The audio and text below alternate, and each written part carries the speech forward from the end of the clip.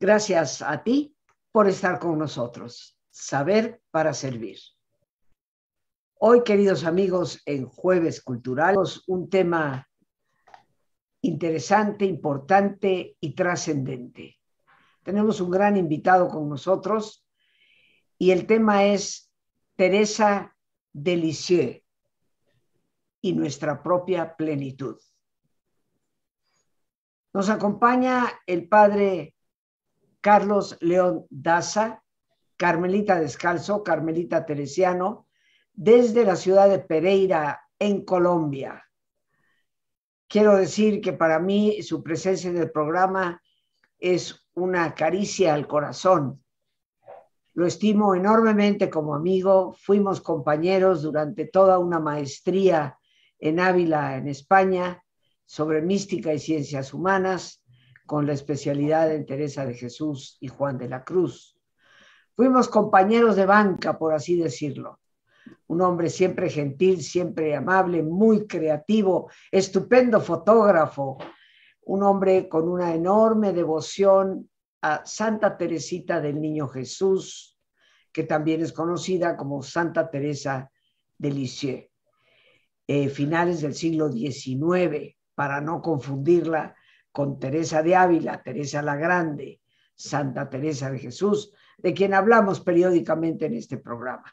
Pero hoy dedicado a Teresita con un experto en el tema. Como yo siempre le dije a él desde la banca que compartíamos en la universidad, mi querido Carlitos, bienvenido al programa, muchas gracias por tu participación y bueno, soy todo oídos, al igual que todo nuestro auditorio, para que nos digas cómo Teresa de Lisieux es un camino de plenitud para el ser humano. Gracias, Rosita, por esta invitación que me haces. Y te digo, Rosita, con el cariño con que tú me llamas Carlitos, porque en verdad, como usted dice, compañeros de banca en la universidad, de estudio, de trabajo, fue una experiencia verdaderamente enriquecedora, no solamente porque teníamos acceso a la espiritualidad carmelitana, sino por las personas tan maravillosas que el Señor puso en mi vida, y entre esas a usted. Entonces, muchas gracias, Rosita, por esta invitación y gracias a todos aquellos que se conectan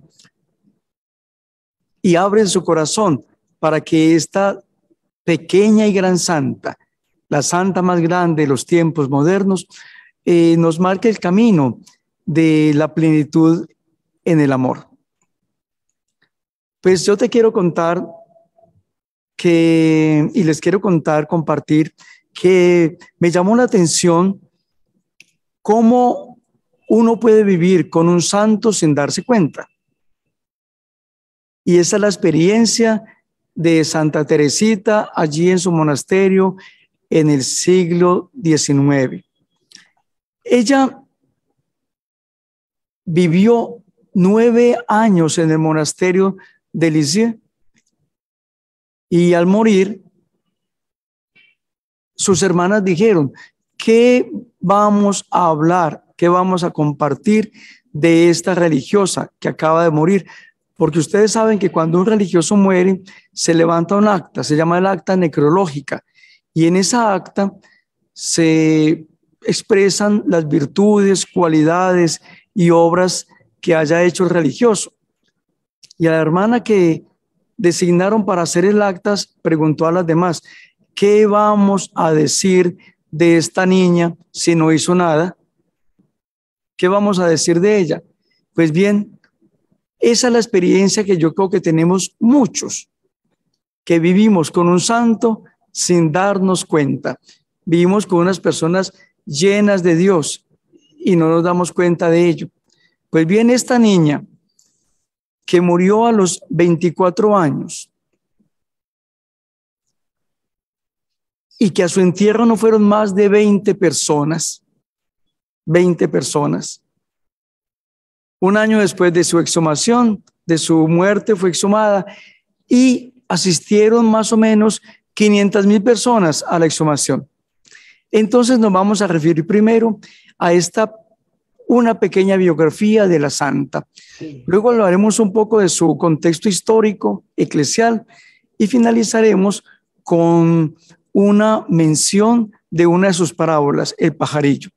Pues bien, esta niña nació en Alençon.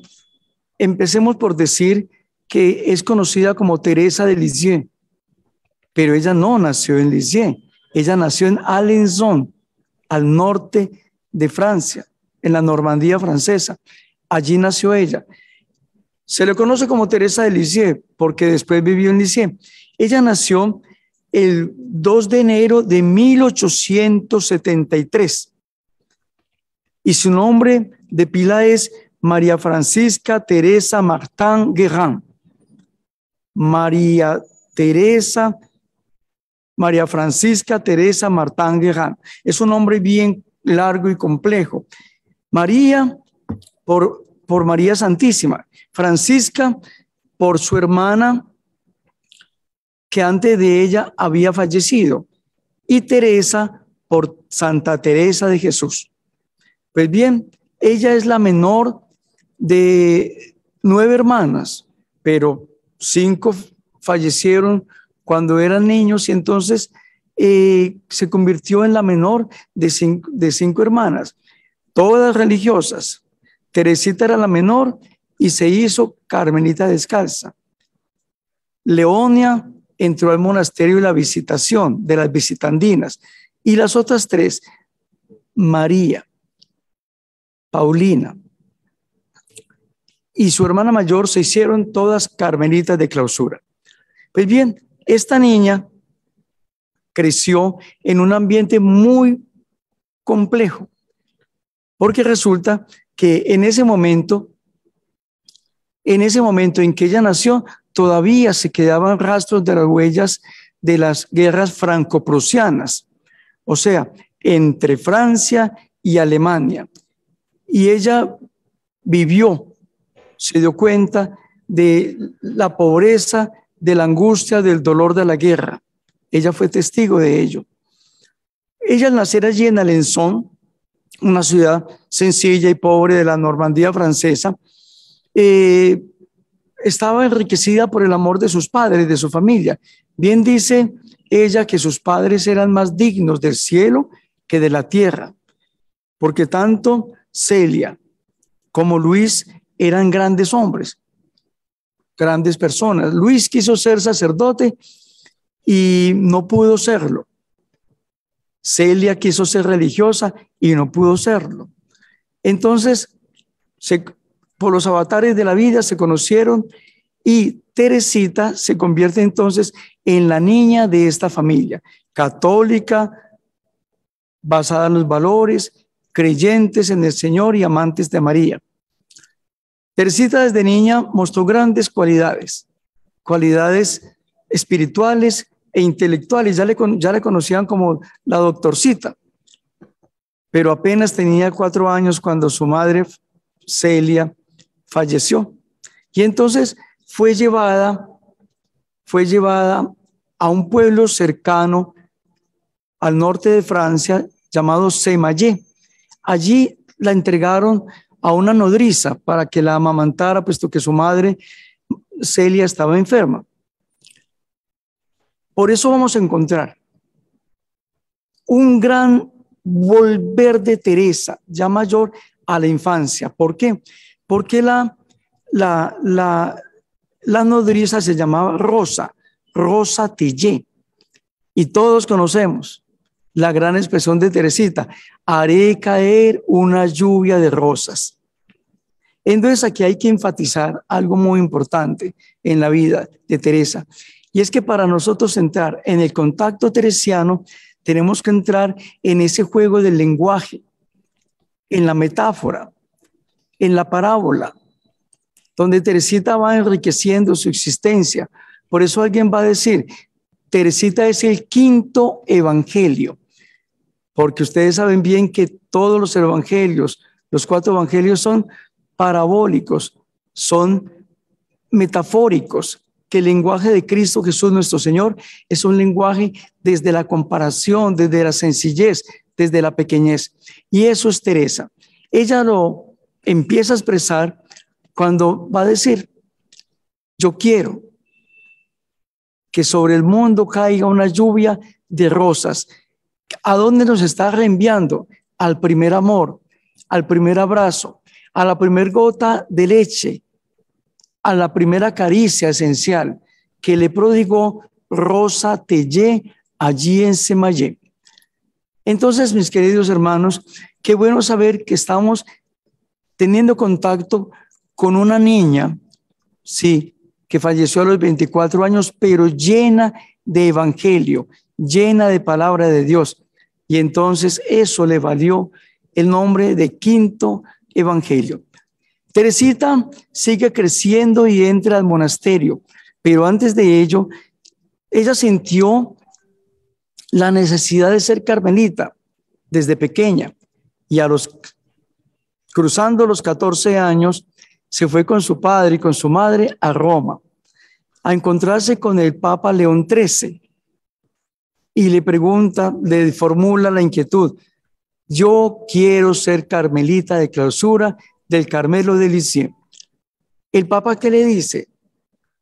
Tienes 14 años, vas a cumplir 15 años, no puedes entrar todavía, pero si Dios quiere, lo harás. Ella se fue con esa convicción, regresó a su casa y cumpliendo los 15 años, el obispo le dijo: y el superior del Carmelo, puedes entrar al Carmelo. Ya estaban sus hermanos, sus hermanas carmelitas, como carmelitas. Y ella bien dice: no vengo al monasterio a seguir a mis hermanas, no vengo a buscarlas a ellas, vengo a buscar al Señor. Vengo para ser la esposa de Cristo. Vengo para santificarme salvando almas. Pues bien, esta niña, con esa vida sencilla de monasterio, escribió la historia de un alma que está compuesto por 3 manuscritos que se llaman manuscrito A, manuscrito B y manuscrito C. El manuscrito A es toda la historia de su pequeñez, de su niñez, los recuerdos infantiles, los primeros años de vida, la primera comunión. El manuscrito B es una carta, es la respuesta a una carta de su hermana que le dice que le escriba una carta y ella le responde, pero su hermana no entendió. El recuerdo de un retiro espiritual en 1877. Y luego, el manuscrito C, ya faltando un año para su muerte, Teresita lo escribe y es toda la concepción teológica de la vida religiosa. Pues bien, hermanos, entonces, Teresita así va creciendo, escribiendo por orden de sus superioras y va marcando su historia, la historia de ella y la historia de la iglesia, porque al nacer ella en este siglo, era la iglesia del Papa León XIII y era una iglesia marcada por el jansenismo, marcada por el rigor, la dureza, porque el jansenismo, promulgado por Monseñor de Jansenio, promulgó que Dios estaba lejos, que Dios era un Dios heterónomo, o sea, fuera del hombre, y por tanto se creó, fue formándose la vida religiosa desde la rigorosidad, desde la estrictez, desde la dureza, desde el no diálogo. Un siglo de la sacramentalidad, una crisis sacramental, una crisis del lenguaje. Y Teresita supo vencer todo este siglo de ella, el siglo de la iglesia en ese momento, adelantándose al Concilio Vaticano II, para decirnos lo contrario a que se decía el mundo de su momento histórico, que se decía que Dios es castigador, que Dios es duro. Y Teresita, desde ese camino que va haciendo, en servicio, en pequeñez, nos dice: Dios es misericordia, Dios es amor, Dios es ternura, Dios es bondad. Y eso es lo que Teresita hoy nos quiere decir, que la plenitud del ser humano se alcanza en el amor, que la plenitud del ser humano se alcanza en ese contacto con Dios. Y ella en el manuscrito B nos dice claramente que las relaciones interpersonales se cambian en la medida en que tenemos un contacto de Dios sólido y firme desde el corazón, no desde la razón. Ella dice algo muy especial respecto a la iglesia del siglo, de su siglo, de la iglesia León XIII. Ella dice: a mí nadie me enseñó a orar, porque yo encontraba muchas oraciones escritas por grandes teólogos, pero todas escritas desde la razón, la intelectualidad. Entonces ella dice: yo entro en mí y me encuentro con Cristo, mi amado, mi esposito, dice ella, y Él me instruye, Él me enseña, Él me perfecciona. Por tanto, ella se adelanta a las instituciones del Concilio Vaticano II. Esas propuestas del Concilio Vaticano II para encontrar a Dios en nosotros. O sea, Teresa está fundamentada en la teología paulina. No soy yo, es Cristo el que vive en mí. Ya no soy yo. Y entonces Teresita, desde ese caminito de la pequeñez, del servicio, de la humildad y de la fragilidad, nos lleva a encontrarnos con el Dios trascendente, con el Dios amor, que es tocable en la persona del otro. Ella se convierte entonces en la doctora de la iglesia. ¿Por qué doctora de la iglesia? Porque en ese contexto de guerra, de violencia, de hambre, de rigidez eclesial, proclama al mundo que Dios es amor. Más que amor, misericordia. En ese momento se tenía la conciencia de que Dios estaba fuera de sí y nos estaba mirando o para castigarnos o para premiarnos. Y ella dice: no, Dios vive en nosotros. Y esa relación que tenemos es de amigo. Ella leyó a Teresa de Jesús. Claro. Ella leyó a San Juan de la Cruz. Y por tanto, entonces, en palabras sencillas, nos va a decir que somos experiencia de Dios. Que el hombre, el ser humano es experiencia de Dios. Y por eso escribe la poesía Vivir de Amor. ¿Qué dice? Vivir de Amor es la poesía número 17 de Santa Teresita. Vivir de amor aquí sobre la tierra no es instalar mi tienda en el Tabor, es decir, en el monte de la perfección, allí donde se le va a hacer la propuesta a Jesús: Señor, aquí estamos tan bueno, hagamos 3 tiendas, una para Elías, otra para ti. No, no es estar en el Tabor, no es estar en la placidez, no es estar en la alegría y en el gozo. Vivir de amor es subir con Jesús hasta el Calvario y abrazar su cruz. He ahí entonces la propuesta teresiana: vivir de amor, sumergidos en Cristo. ¿Cómo? Viviendo su cruz. Por eso, mis queridos hermanos, Teresita nos dice: lo pequeñito de la vida hay que hacerlo de una forma extraordinaria. Y esa Filomena que está ahí, llamados a la existencia por amor, es lo que Teresa nos expresa. Teresa cae en la cuenta de que cada ser humano es objeto del amor de Dios. El primer objeto del amor de Dios es su criatura, somos nosotros. Y por eso entonces Dios conoce y ama perfectamente a su criatura, porque nos ha hecho a su semejanza. Y Teresa nos dice: nosotros somos la criatura más excelsa creada por Dios.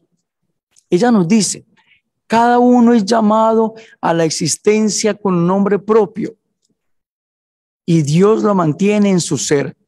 O sea, Dios nos da la vida, Dios nos da el ser, y Él en su infinita misericordia nos mantiene en Él.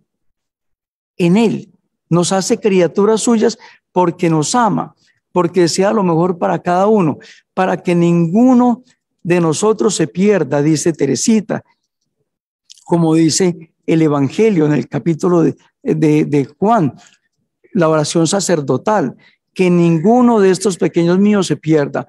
Entonces, ese encuentro con Jesucristo es un encuentro existencial, mis queridos hermanos, desde la vida. No es teórico, y eso es lo que Teresita nos quiere marcar, es en la vida. Por eso, en la noche de Navidad de 1886, ella sufre su conversión plena y total. Ella entienda que Jesús no nace en un pesebre, sino que yo soy el pesebre, que ella es el pesebre. Y entonces en esa noche se da la encarnación del Verbo divino en ella. Y así lo expresa. El amor, objeto de la fe de Teresita, tiene un carácter particular, un carácter profundamente evangélico. Regresamos, queridos amigos, con el padre Carlos León Daza, quien está acompañándonos desde la ciudad de Pereira, en Colombia, un gran amigo a quien con todo cariño y respeto le llamo Carlitos.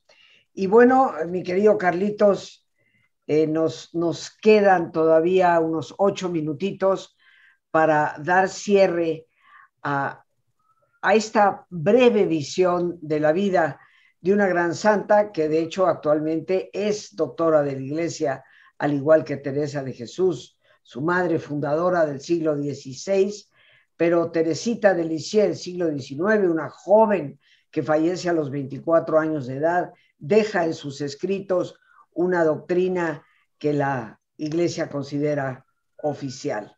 Cuéntanos en estos 8 minutitos más el cierre de este apasionante tema. Bien, Rosita, gracias. El siglo en que vivió Teresita se le considera el siglo de los inventos.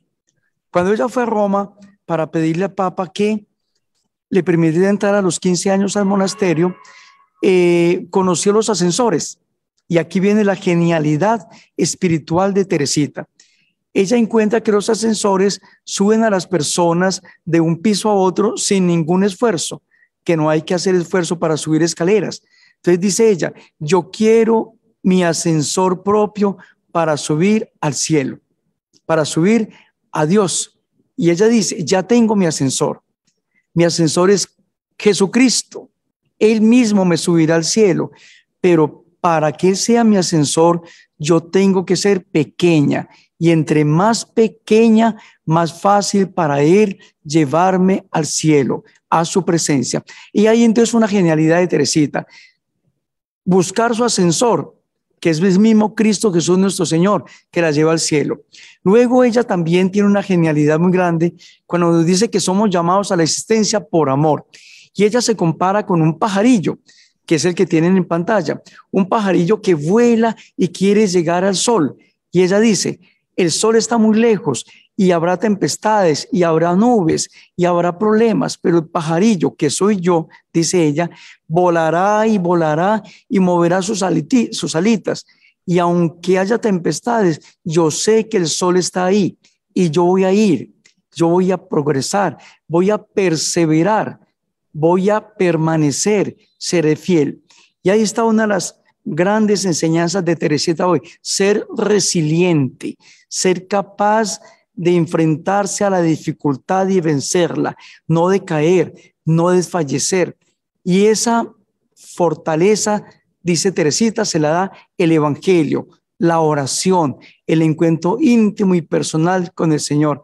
Por eso ella nos dice, cada uno es llamado a la existencia, cada uno, tú eres llamado a la existencia con un nombre propio y Dios te mantiene en el ser. O sea, Dios en su infinita misericordia nos regala el ser en una experiencia de conversión que es existencial, porque es en la vida. Y por eso ya va a cantar ahí.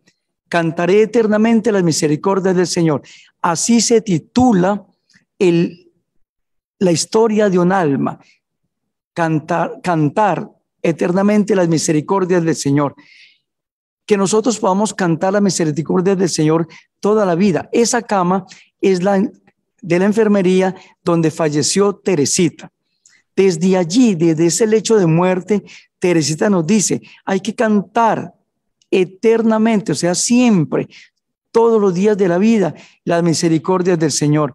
Y no solamente cuando estamos en el gozo, sino también en el dolor, en la enfermedad, ahí, no perder la esperanza.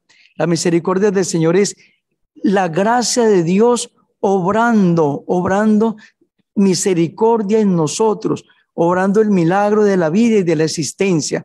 Y eso es lo que santifica a Teresita. ¿Por qué es la patrona universal de las misiones? Porque ella es como esa agua. Ella es como esa agua que fluye, que tiene ondas y poco a poco se va extendiendo por todo el mundo. Ella nos va a decir, yo quiero hacer pasar mi cielo aquí en la tierra. Y esas ondas del agua es lo que le va a permitir a ella hacer lo que ella quiso, que su evangelio llegara, que su palabra llegara hasta los confines, hasta los remotos sitios de la tierra, hasta las islas más remotas, dice ella, y se ha cumplido, porque hoy conocemos a Teresita universalmente, en todos los sitios de la tierra, en los 5 continentes se conoce a Teresita. ¿Por qué? Porque es la patrona universal de las misiones junto con San Francisco Javier. Es la patrona de los sacerdotes. Ella dijo, hay que orar incesantemente por los sacerdotes que son hombres frágiles, y ella ora por nosotros. Sentimos su presencia orante en la Iglesia Universal, derramando esa lluvia de rosas, esas lluvia de amor, de esperanza, de caridad, que nos recuerda a Rosa Tellé. A ver, Rosita, no sé si queda un tiempo, tú me dirás si falta algo, si quieres saber algo aparte de Teresita. No, yo creo, bueno, ella muere. ¿En qué año exactamente es que fallece, Carlitos? Nace en 1873 y muere en 1897, 24 años después. 4 años de edad. ¿Cuándo es que, cuándo es que se le beatifica? ¿Cuándo se le canoniza? ¿Y cuándo se le declara doctora de la Iglesia? Se le beatifica en 1923, perdón. Se beatifica, santa en 1925 y doctora de la Iglesia en 1977. Muy bien, 7 años, escasamente 7 años después de Teresa de Jesús, la primera doctora de la Iglesia. Teresita de Lisieux, sus restos permanecen en Lisieux, ¿es correcto? Sí, sus restos permanecen en Lisieux, pero también yo creo que en México estuvo un relicario, ¿cierto? Así es, así es. Tuvimos la visita de las reliquias de Santa Teresita. Son 2 relicarios, uno que permanece en Lisieux, en el monasterio de las monjas carmelitas, y otro que está dando la vuelta al mundo constantemente, ¿sí? En este momento, el relicario está el que está dando la vuelta al mundo está por Canadá, tengo entendido. Sí. Y el otro está en Lisieux. Allí en esos 2 relicarios están divididas las reliquias y las cenizas de Teresa. En la Basílica de Lisieux, de la cual yo fui capellán, hay un fémur en un sitio cerrado de cristal. Y en los relicarios están las otras partes de su cuerpo. Usted sabe que a los santos se les acostumbraba desmembrarlos para que visitaran los sitios que se asignaran para que llevaran su santidad como expresión de la humanidad, pero expresión también de la divinidad que el Señor regala a cada ser humano. Bien, Carlitos, pues yo no me queda más que agradecerte esta participación en el programa. No sé si quieras cerrar con alguna frase de Teresita para ya despedirnos de nuestro público. Sí, con otra estrofa del Vivir de Amor del Salmo 17 de Teresita. Vivir de amor es disipar el miedo y el recuerdo de faltas del pasado. De mis pecados no percibo huellas, pues el amor de Dios lo ha borrado. Llama divina, purgadora hoguera, mi morada establezca en tu fogón ardiente. y en tus llamas yo canto a mi gusto. Quiero vivir de amor. Es la experiencia del cielo que Santa Teresita quiere expresarnos en su manuscrito A, en su manuscrito B y en el manuscrito C. La experiencia de Teresita es el camino al cielo, por eso es el camino a la plenitud humana. Muy bien, mi querido Carlitos, pues de verdad muchísimas gracias. Yo les recomiendo la lectura. Historia de un alma es como fácilmente lo pueden conseguir en los medios electrónicos, en las grandes librerías. Historia de un alma de Teresa de Lisieux. Por hoy nos despedimos dando las gracias a Dios por este espacio que nos permite compartir, a nuestro gran invitado, el padre Carlos León Daza, carmelita teresiano, carmelita descalzo, que nos ha acompañado desde la ciudad de Pereira, en Colombia. Gracias a nuestra productora Lorena Sánchez. Mis gracias a ti por esa paciencia que tienes para escucharme y por ayudarme siempre a crecer contigo. Que Dios te bendiga.